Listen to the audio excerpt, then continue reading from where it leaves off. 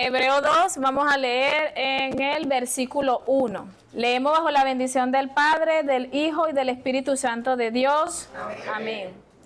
Por tanto, es necesario que con más diligencia atendamos a las cosas que hemos oído, no sea que nos deslicemos. Vamos a hacer una oración, amén. Padre, en el nombre de Jesús te damos la gloria, la honra y la alabanza, Señor. Una vez más, por tu misericordia, amor y bondad, estamos delante de tu presencia, Señor. He ahí tu palabra, Padre amado. Prepara nuestros corazones para recibirla, Señor. Reprende todo lo que se quiera poner, lo que se quiera venir en contra de ella. Y glorifícate, Señor, porque está escrito, Padre, que ella no regresará vacía. En el nombre de Jesús, amén. Brindémosles un aplauso al Rey, amén. Para el Rey, para el Rey.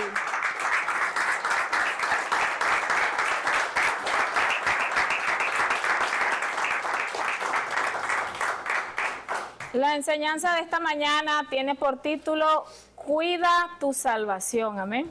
El libro de Hebreos en sí no se sabe quién lo escribió. Unos dicen que Pablo, otros dicen que Apolo, en fin, no se sabe quién lo escribió. Pero realmente no hay una prueba fehaciente de quién escribió este libro.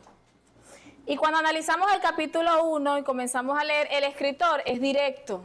No como las otras epístolas, que el escritor tiende a hacer un saludo a la iglesia tal. No, este escritor cambia la modalidad con la que vienen escribiéndose algunas de las otras epístolas. Y en una de las cosas que comienza a decir en el capítulo 1, él comienza a hablarle a personas que son creyentes, porque le habla directamente de Cristo. Le habla de lo que el Señor había hecho y le habla de la grandeza de Dios. Y aquí en el 2.1 que leímos le dice, por tanto, es necesario que con más diligencia atendamos a las cosas que hemos oído, no sea que nos deslicemos. El escritor de los Hebreos le estaba diciendo a este grupo de creyentes, que es lo que el Señor nos dice en esta mañana, que es necesario que atendamos con diligencia el tema de nuestra salvación. Si yo les hago una pregunta esta mañana, quizás muchos lo sabrán, pero quizás otros no. ¿Qué es la salvación? ¿Alguna vez se ha preguntado qué es la salvación? Él dice que atendamos con más diligencia. ¿Y qué es diligencia? Diligencia es esfuerzo, esmero, enfoque. O sea, prestarle la verdadera importancia que esto tiene. Y en estos tiempos se le ha restado mucha importancia a este tema. Y este escritor hace una advertencia. No sea que nos deslicemos. ¿Qué cosas hemos oído? ¿A qué se refería el escritor de los Hebreos? A la palabra del Señor.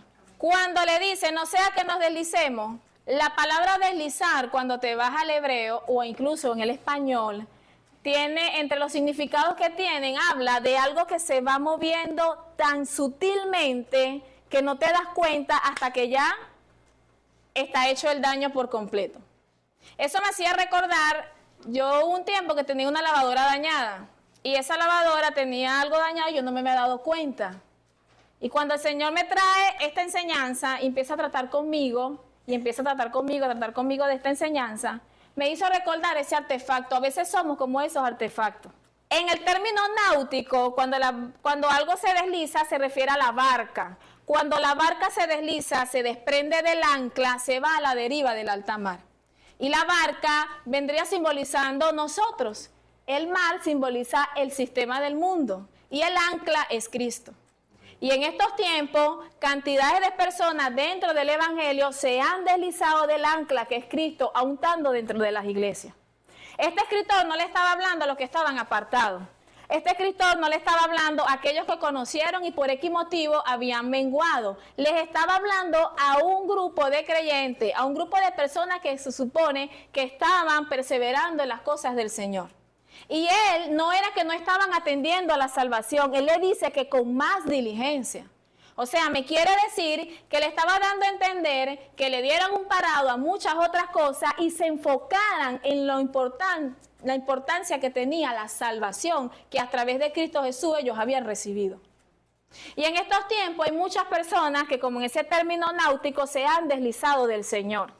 Pero yo me congrego, pero yo vengo a la iglesia, pero hay muchas personas deslizadas de la presencia del Señor, que por X motivo se confiaron tanto y no notaron esos pequeños detalles que empezaron a separarlos de Dios, y todavía hay personas que creen que el Señor está con ellos, que Dios es el que obra a través de ellos, y hace rato que están deslizados de la presencia de Dios. Hace rato que están a la deriva de la alta mar de este mundo.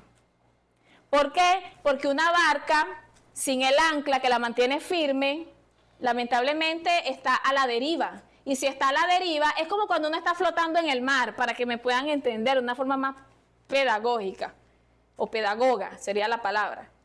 Cuando usted empieza a flotar en el mar, usted está ahí rico flotando, ¿verdad que sí?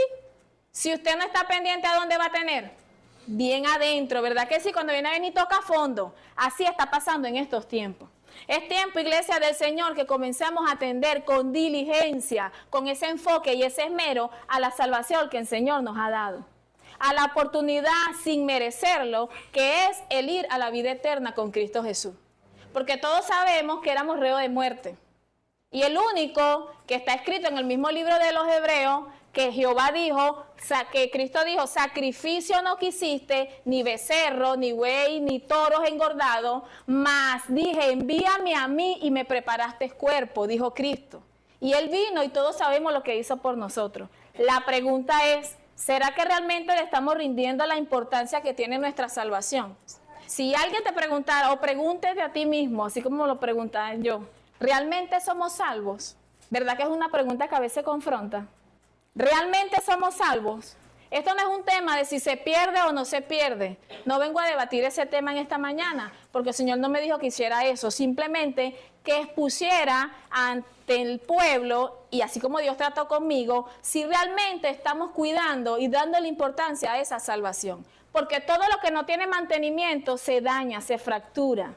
Algo pasa. Si usted tiene un carro y una moto y no hace nada por ese carro y esa moto, por usarlo, ¿qué va a pasar? Cuando te des cuenta que estaba fallando, ya es tarde. O se te explota un caucho, o tienes un accidente en la vía, pero te das cuenta cuando pasa algo catastrófico, ¿verdad que sí? Así es el tema de la salvación. Porque lamentablemente hay una sobreconfianza donde el ser humano, gran parte, no todos, tienen una mentalidad de que como Cristo lo hizo todo por nosotros, entonces, bueno, yo me arrepiento todos los días, el Señor me perdona y si me muero me voy con Él. Eso no es así tan sencillo. ¿Qué dice el 2? Porque si la palabra dicha por medio de los ángeles fue firme, y toda transgresión y desobediencia recibió justa retribución. ¿Y el 3? ¿Cómo escaparemos nosotros si descuidamos una salvación tan grande? La cual, habiendo sido anunciada primeramente por el Señor, no fue confirmada por los que lo oyeron. ¿Qué quiere decir esto? El 2 quiere decir, primeramente, que Dios es justo. Y Dios no va a tomar por inocente al culpable.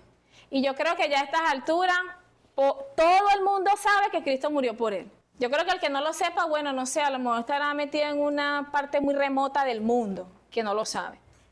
Y más nosotros que se nos ha dado el conocimiento de la palabra. Este 2 quiere decir aquí que el Señor no va a tomar por inocente al culpable. Y que así como el Señor da la justa retribución y el pago a cada quien de lo que merece, si nosotros no valoramos esto, vamos a tener el pago de nuestras propias consecuencias de lo que hemos hecho. Porque cuando nosotros nos presentemos delante de Dios, al que vaya a juzgar, lo va a juzgar es la palabra. No lo va a juzgar que fulano dijo, que el otro dijo, no es la palabra la que lo va a juzgar.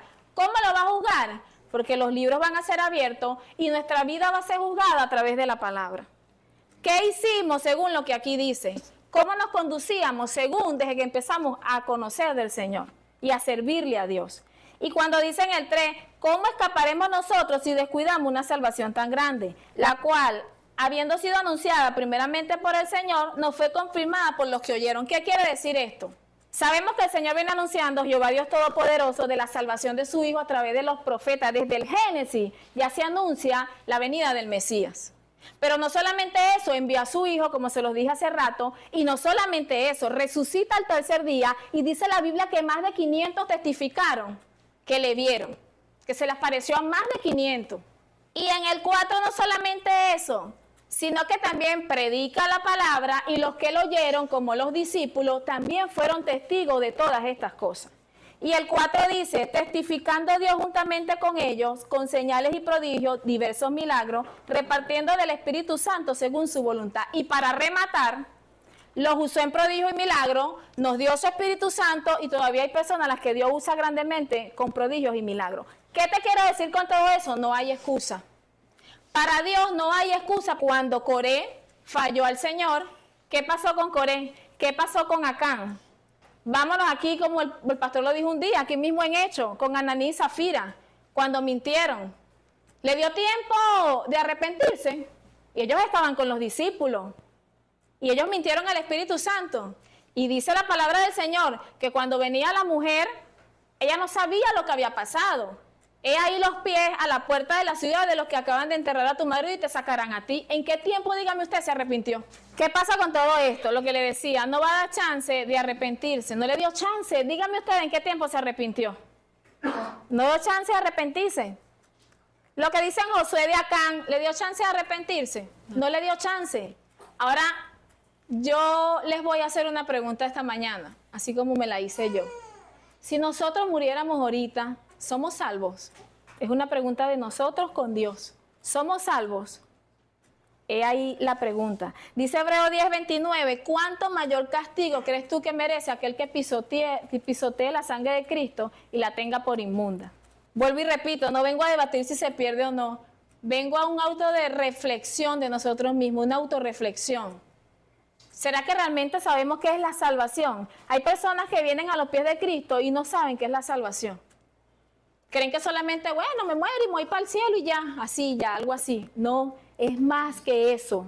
La salvación es más que eso.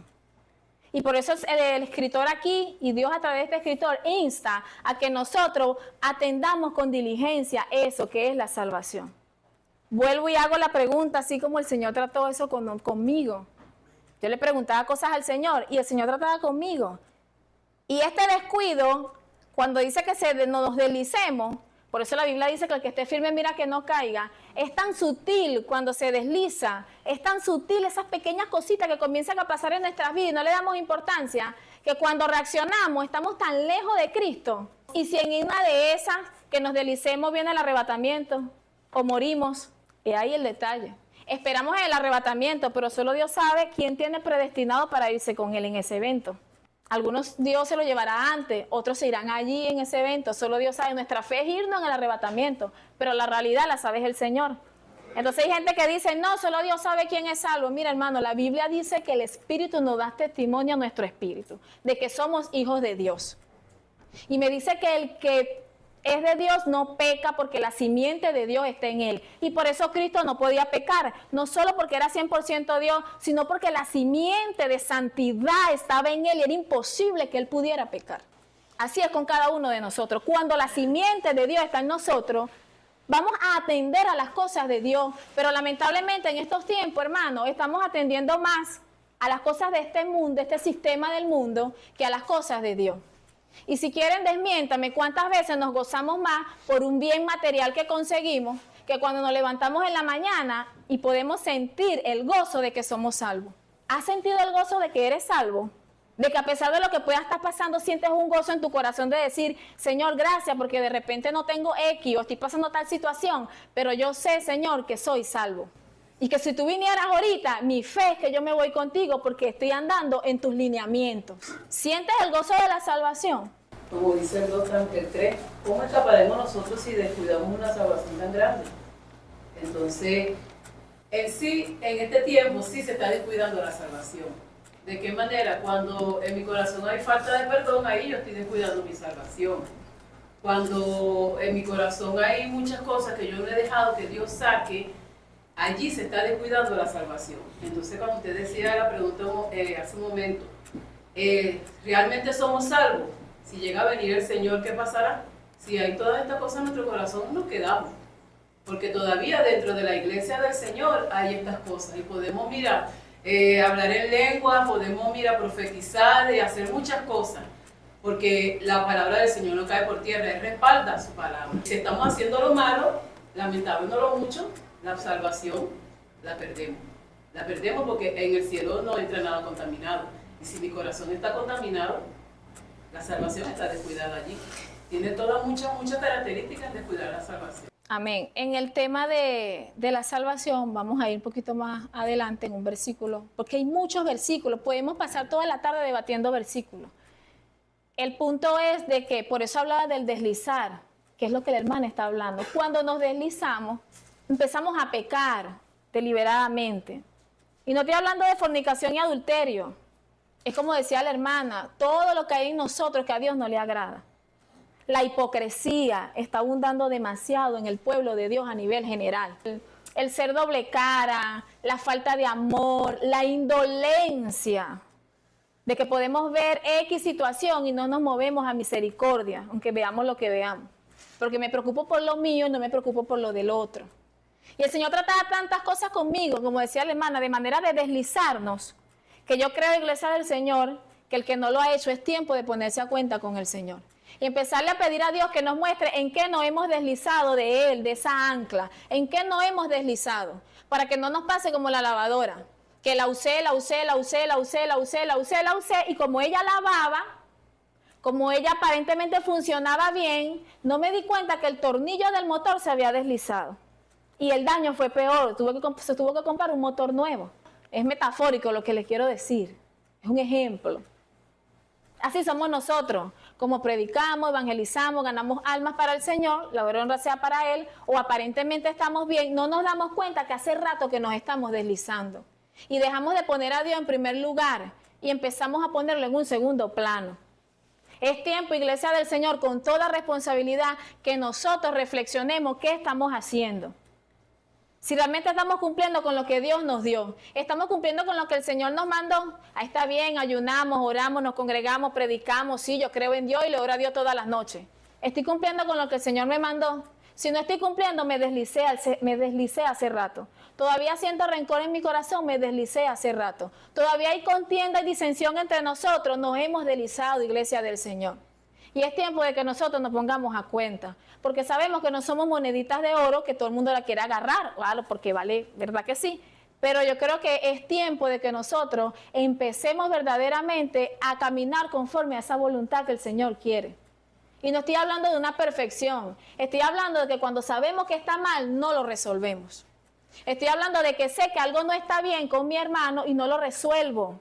Eso hace rato que ya me he deslizado. ¿Por qué? Porque me he deslizado de Cristo, que es el fundamento bíblico por el que yo tengo que regirme. La gloria y honra sea para Dios. ¿Y qué pasa con todo esto, Iglesia del Señor? Que decimos seguir a Cristo y cuando usted se va al significado que es seguir, cuando tú sigues a alguien, tú vas tras los pasos de esa persona. Si sube escalera, usted la sube. Si se mete en una montañita, usted se mete. Porque se supone que esa es la guía, nuestra guía es Cristo. ¿Realmente estamos siguiendo al autor de la salvación? ¿Realmente estamos siguiendo a ese que tanto profesamos? ¿O es que de verdad nos hemos deslizado y no nos hemos dado cuenta? Es tiempo de llamar una reflexión de todas esas cosas que todavía quedan en nosotros y Dios lo sabe y nosotros también, que debemos sacar de nuestras vidas por completo. Porque va a llegar un momento que va a pasar como el que flota en el mar. Cuando reaccione y se quiera ir hacia la orilla, no va a poder. Va a ser tanto el agua del pecado y del mundo que lo va a ahogar. Y no porque sea la voluntad de Dios, es que el descuido trae el deslizamiento. Es necesario que atendamos a este llamado.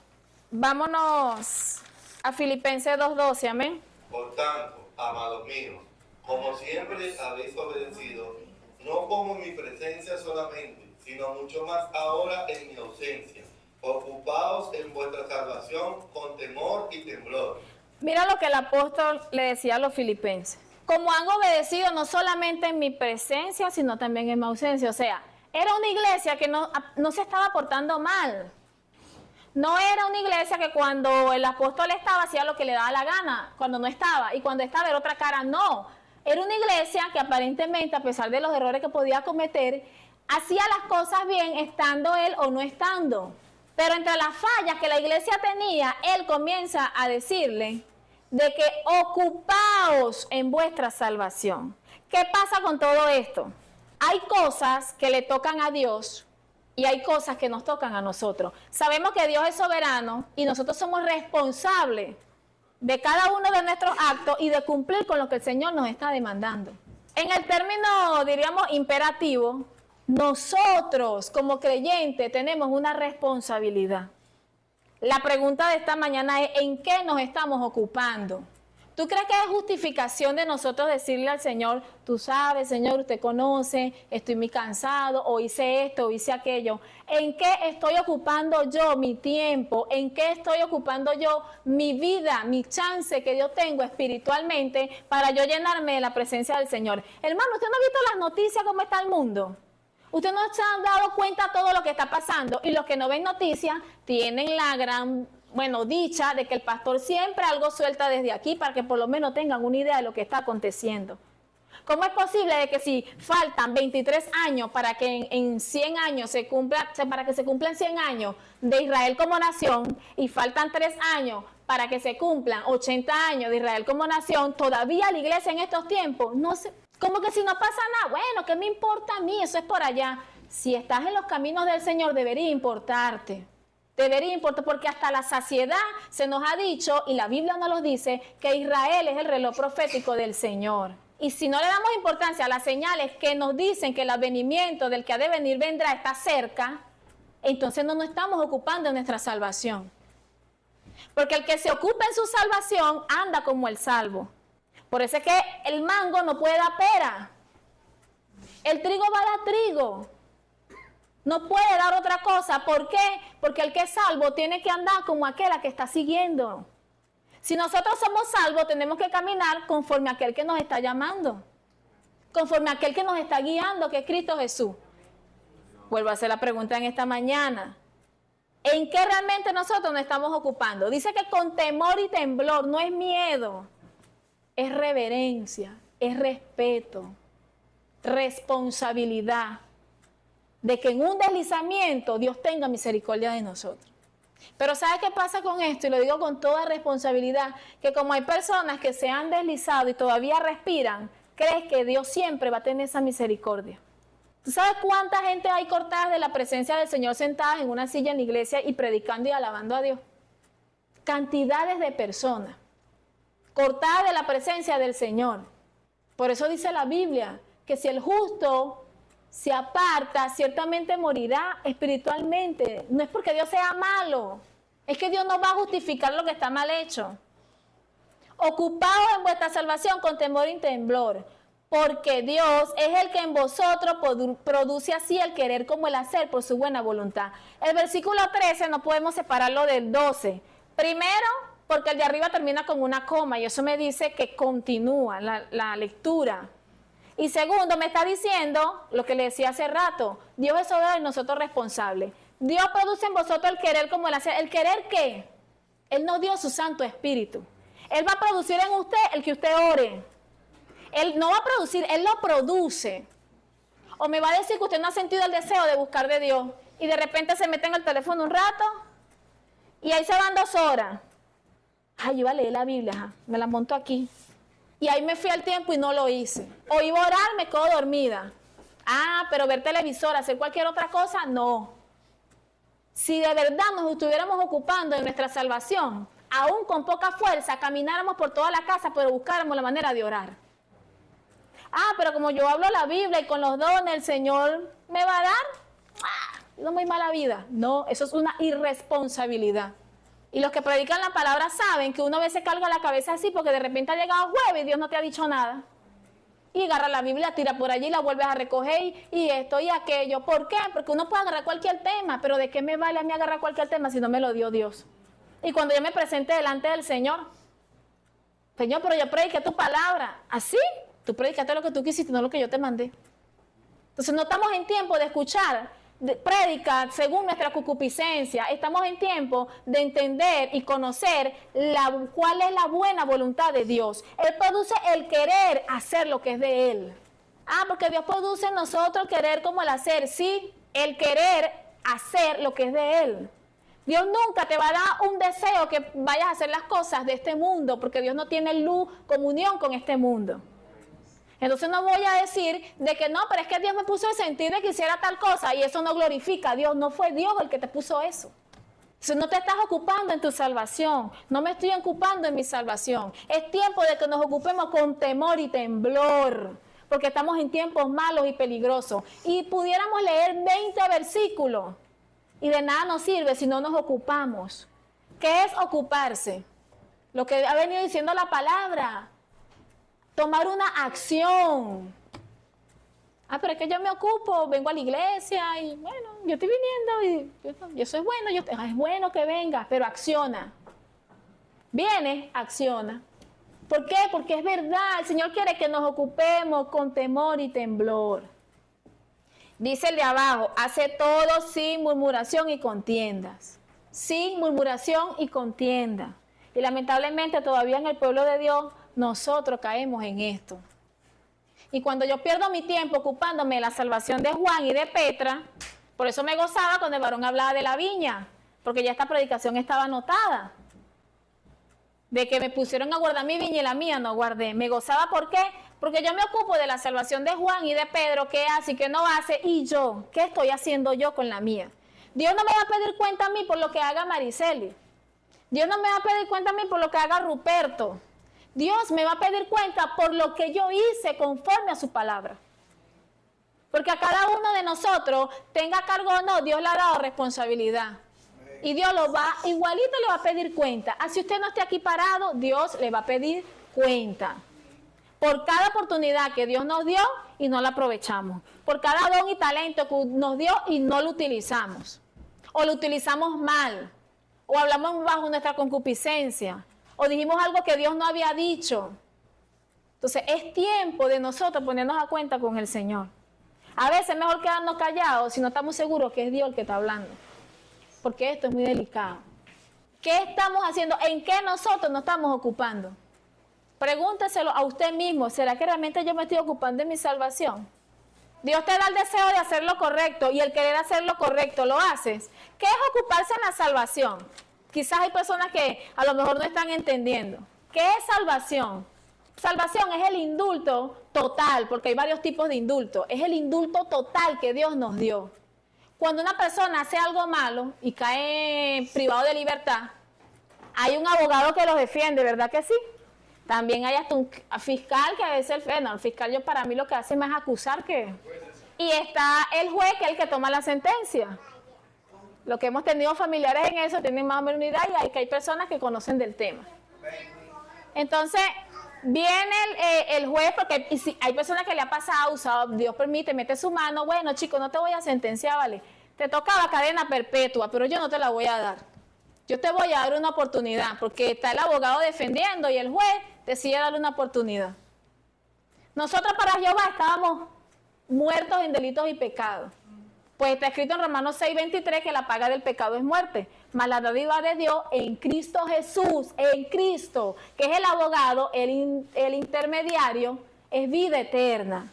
Y viene ese abogado, pagó por nosotros lo que nunca íbamos a poder pagar, que era un indulto total. Es como cuando a alguien le dan libertad plena sin cese de presentación, algo así para que tenga una idea. Pero hay una condición. ¿Qué te dice el abogado? Por lo general te dice, pórtate bien, no te vuelvas a meter en problemas, mira cómo está la cosa, mira lo que nos costó para que saliera. Algo así es lo que el Señor nos quiere decir. Si sabemos que lo hicimos mal, si sabemos que un abogado pagó por nosotros, si sabemos que estamos redimidos por Cristo Jesús para tener acceso al Padre, y ya conocemos esta verdad, todavía el de afuera, pero nosotros, ¿por qué seguimos portándonos mal? Es porque nunca fue salvo, porque cuando la persona es salva, de una vez, como que dice, en su vida tienen que experimentar un cambio radical. ¿Qué pasa? Que muchos cristianos, que Dios los llama a su presencia, y siguen en lo mismo, eso nunca fueron salvos, porque cuando una persona es salva, da un cambio radical de 360 grados. Entonces, ¿qué es lo que trae esto como consecuencia? De que nunca fue salvo. El jueves se hizo una reunión en la línea donde yo trabajo.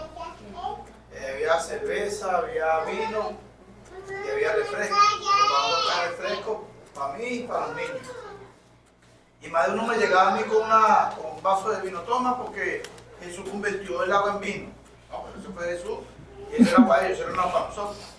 El día sábado me llamó un muchacho delante de otro muchacho y me dice, mira, este que está aquí es cristiano evangélico. Yo le doy la gracia para Cristo. Y él me dice, ¿cómo queda ese pastor? Y yo digo, ¿cuál pastor? Porque no estoy entendiendo lo que tú me estás diciendo. Y él me dice, hay un pastor de una iglesia europea que el pastor estaba tomando. Y el pastor dijo que se estaba dando una vacación. Mira, yo no ya ni qué responderle porque realmente yo, bueno, señor, comparado. Y no haya que responderle. Entonces, el mismo muchacho que me hizo la pregunta, digo, mira, a ver, él, en la reunión que hubo, él nunca, y le llegaban con el vaso, él nunca agarró el vaso. Ahí lo que se me vino fue a la mente, porque hay un temor del Señor. Y realmente él como pastor, él no tuvo temor del Señor. Y el amigo del muchacho le tomó fotos con la botella y todo porque la esposa de él se congrega en esa iglesia. Entonces quiere decir que el testimonio de nosotros también nos ayuda a la salvación. Y el mismo Dios prácticamente me defendió, pues, porque en verdad me tomó fuera de base porque se trataba de un pastor y hablar mal de un pastor es un problema, ¿me entiendes? Así él lo está haciendo mal, es un problema, pero él mismo me defendió, eso era todo lo que me decía. Nosotros fuimos salvos por Dios, ¿verdad? Porque Él nos libertó de lo que ya estamos hablando. Fuimos salvos para Dios, porque nos salvó para vivir conforme a su voluntad.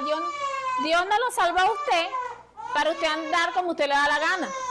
Ni me salvó a mí para yo andar como a mí me da la gana. Fuimos salvos por Dios, porque nos rescató de la condena, y fuimos salvos para Dios, para vivir una vida agradable a Él. Porque la iglesia no fue llamada a ira. Repito, fuimos salvos por Dios, nos salvó de la condenación, para Dios, para vivir una vida agradable a Él, y fuimos salvos de su ira, de Dios, por Cristo Jesús. Y esa oportunidad tan preciosa y espectacular, la salvación es un regalo inmerecido, pero la gente lo que hace es agarrarse de donde cuando vayamos a culminar ahí en Efesios 2, 8 y 9. Por gracia sois salvos, y esto es don de Dios, no de vosotros. Y la salvación no se pierde, y se enfoca en ese tema, y en ese tema que si se pierde, que si no se pierde. Creo fielmente que nadie puede perder lo que nunca tuvo, porque el que es salvo se mantiene como salvo, y el que está perdido se mantiene como perdido, aunque aparente ser salvo. Por eso vuelvo y hago la pregunta. Si nos arrepentimos, ¿estamos perseverando en ese arrepentimiento? ¿Nos mantenemos dando fruto de arrepentimiento en nuestras vidas? Otra pregunta. Contésteselo usted mismo con Dios. Y las tengo aquí porque así el Señor me las. ¿Realmente crees que Dios te va a dar la vida eterna? Muchos decimos amén. Y cuando se nos presenta la hora de la pequeña no queremos morirnos. ¿Verdad que sí? Si se supone que estamos tan confiados y creemos que el Señor nos da la vida eterna, ¿por qué Pablo decía que para él el vivir era Cristo y el morir era ganancia? Porque él estaba tan seguro de que él iba a la vida eterna que a él no le importaba partir de esta tierra. Eso es estar seguro de la vida eterna. ¿Estamos seguros de que Dios nos va a dar la vida eterna? Porque muchos dicen, no, pero es que Pablo, porque él pagó el precio. Gloria a Dios, sí, pagó el precio. Pero él no lo dijo nada más simplemente por eso. Él lo dijo porque él estaba seguro a dónde iba él cuando partiera de aquí. Que porque nos gozamos muchas veces de un bien material y no de amanecer todos los días en que estamos en Cristo ahorita y decir, gracias Señor, porque soy salvo. Eso es el gozo de la salvación. Hay gente que aún estando aquí sentada no saben lo que es el gozo de la salvación. Y profesan y dicen y creen ser salvos, pero no experimentan el gozo de la salvación. Tu salvación no se negocia. ¿Cuándo la negocias? Cuando jugueteas con el pecado. ¿Sabes algo? El pecado es como un crédito en el banco o una tarjeta de crédito, para que se entienda un poco más. Te la pueden dar de la cantidad más alta posible y usted pasa y pasa y pasa y te vuelves loco gastando. Pero de que pagas, pagas. Y ahí no se salva, no, que me bloquean la cuenta. Mira, de que pagas, pagas. De que pagas, pagas. Así es el pecado. La salvación no se negocia. La oportunidad de que nuestra alma sea salva en Cristo Jesús no se negocia. Eso no tiene negociación con nadie, ni con nada. Ni que sea el hombre más bueno del mundo, ni que sea la mujer más explotada, ni que sea el lingote de oro más grande. Eso no se negocia. Y como decía el hermano, Pablo fue un hombre, mira, Pablo fue un hombre pudiente, un hombre letrado.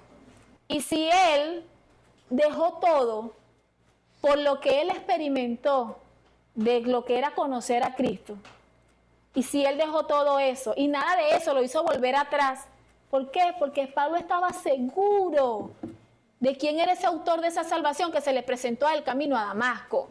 ¿Será que nosotros estamos seguros de que Cristo nos va a dar la vida eterna? ¿Por qué Pablo no dudó? No era porque Pablo tenía plata y se compró una moto y la moto era vino tinto y la quería bastante, no.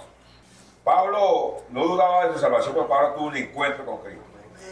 Cuando tú tienes un encuentro con Cristo, tu vida cambia. ¿Y por qué los cristianos pisotean la salvación y no valorizan la salvación? Porque nunca han tenido un encuentro con Cristo. El día que tú tengas un encuentro con Cristo, tu vida cambiará. Y la mayoría de aquí no han tenido un encuentro con Cristo. Están convencidos de que Cristo es el camino y se bautizaron y esto, pero no han tenido un encuentro con Cristo. Por eso tu vida no evoluciona. Y para que la vida de un cristiano evangélico evolucione, tiene que tener un encuentro con Cristo.